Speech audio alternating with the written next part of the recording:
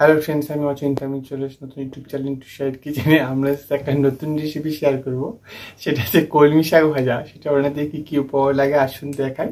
তার আগে একটা কথা বলে দিই, আমার চ্যানেলে যে রেসিপিটা ছাড়া আছে, আপনাদের যদি ভালো লেগে থাকে অবশ্যই লাইক কমেন্ট ও শেয়ার করবেন, বিশেষ করে শেয়ার করবেন।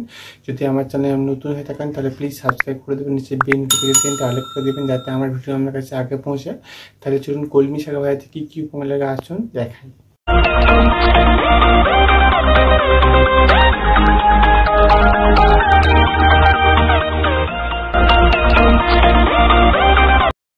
দেখুন, আমি এখানে কলমি শাক নিয়ে এনেছি।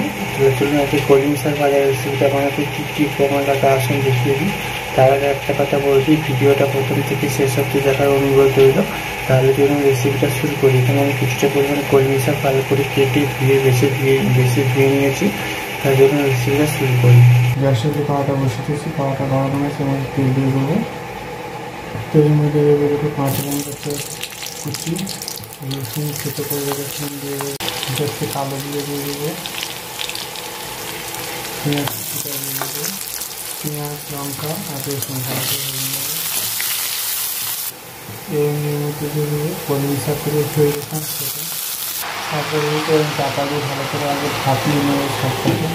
ধরুন শাকটা আমি ভাপিয়ে জন্য একটু স্মেলটা কমে গেছে, কমে দিয়ে লবণ দিয়ে দেবো, সামনে হলুদ দিয়ে দেবো, খুব ভালো করে নেড়ে করে ভেজে নেবো। দেখুন আমার কলমি শাক ভাজা রেসিপিটা হয়ে গেছে বা নামিয়ে নেবো। দেখুন আমার কলমি শাক ভাজা রেসিপিটা রেডি হয়ে গেছে। এই রেসিপিটা আপনাদের ভালো লেগে থাকে অবশ্যই লাইক কমেন্ট শেয়ার করবেন, বেশি করে শেয়ার করবেন। আর প্লিজ সাবস্ক্রাইব করে আমাদের পাশে থাকবেন। চলুন দেখা হচ্ছে নেক্সট ভিডিওতে। এরকম নতুন নতুন ভিডিও পাওয়ার জন্য আমাদের চ্যানেলটাকে অবশ্যই সাবস্ক্রাইব করে আমাদের পাশে থাকবেন। চলুন দেখা হচ্ছে নেক্সট ভিডিওতে।